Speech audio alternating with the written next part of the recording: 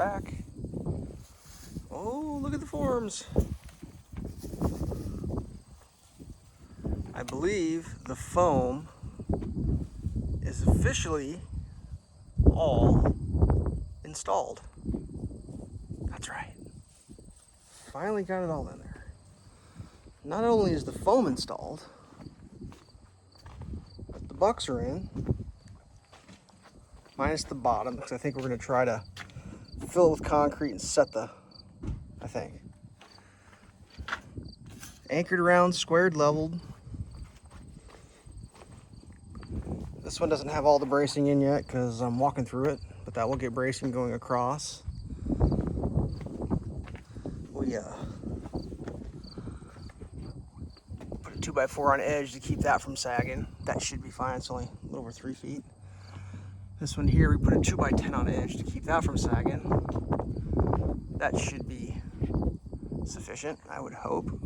If not, such is life. Over here, this one will just get after the concrete's in and that's filled. This one's braced off. Brace there, brace there, brace there. 2x10 to keep it from sagging. These little buttony things. I guess. I don't know.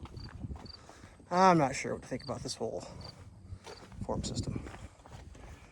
Just slapping giant sheets of plywood on the common seams because hopefully that's enough. Obviously got that one on, that one's on, that one's on, that one's on. Unfortunately, I don't know what the thought process was. Wasn't thinking too tight. It was put the brace in the center. Well, the common seam's on the center, so I've got to pull this one off. I think what we're gonna do is just drill holes in the plywood or something and then put it back on, and this brace will just come out, you know, 1/2 inch, whatever. Worse things in life than that. What I've been working on for, it seems like, long enough, is this rebar in this thing.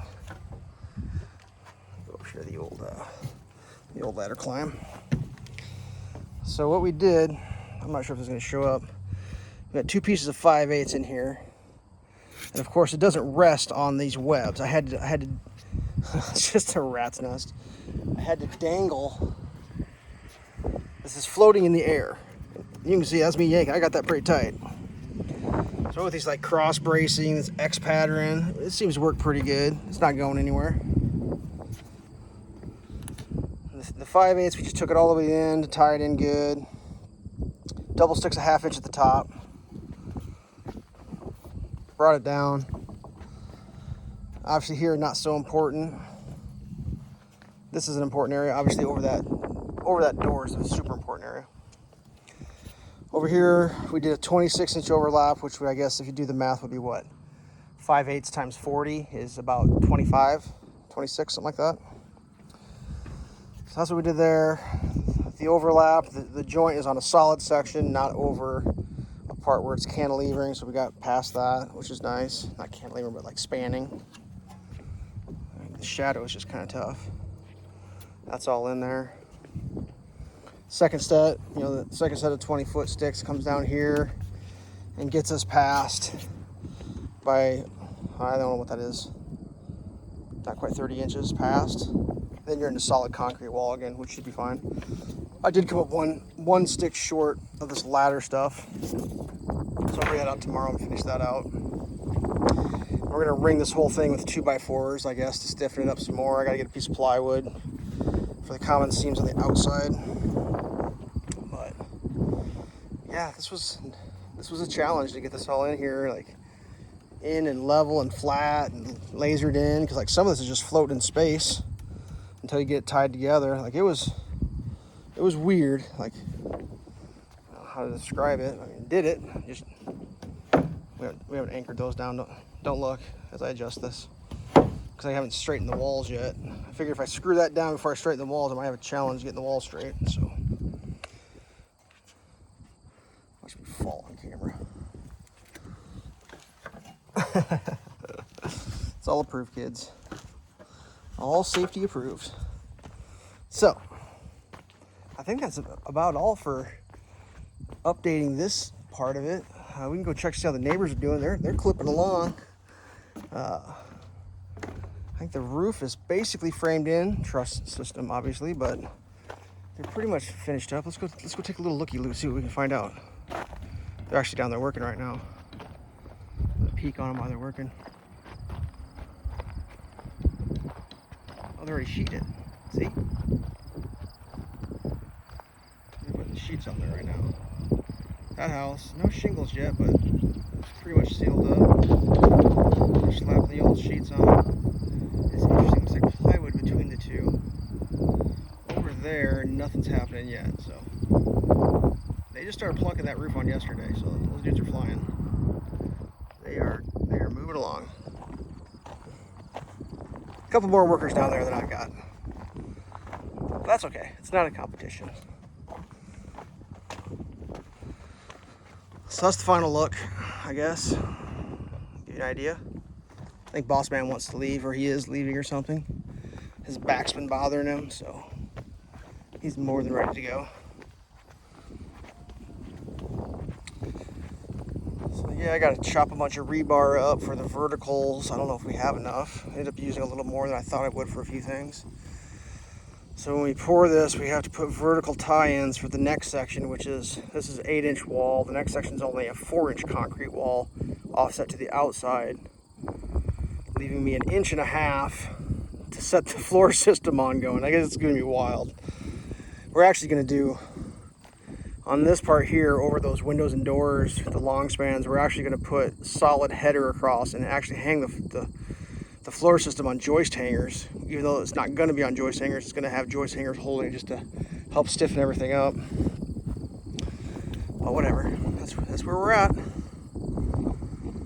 It's been an experience. I've never worked so long on a basement in my life, but I've also never had to deal with, I can't even describe what I'm dealing with. Just dealing with it. I mean, I always used a simplex system is what I used. It was plywood forms, and you just plop them in, just start in one corner, you go around the corner, and you get to the end, and you're done. Just let the rebar in as you go, no big deal. This has been wild.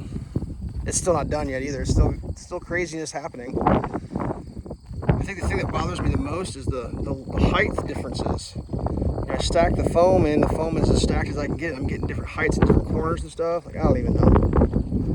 I mean, what I've been told is, hey, dude, it's a foundation, relax. And it's like, whoa, I've never experienced that. Like, I don't put foundations in all shitty. I put them in square, plumb, and level.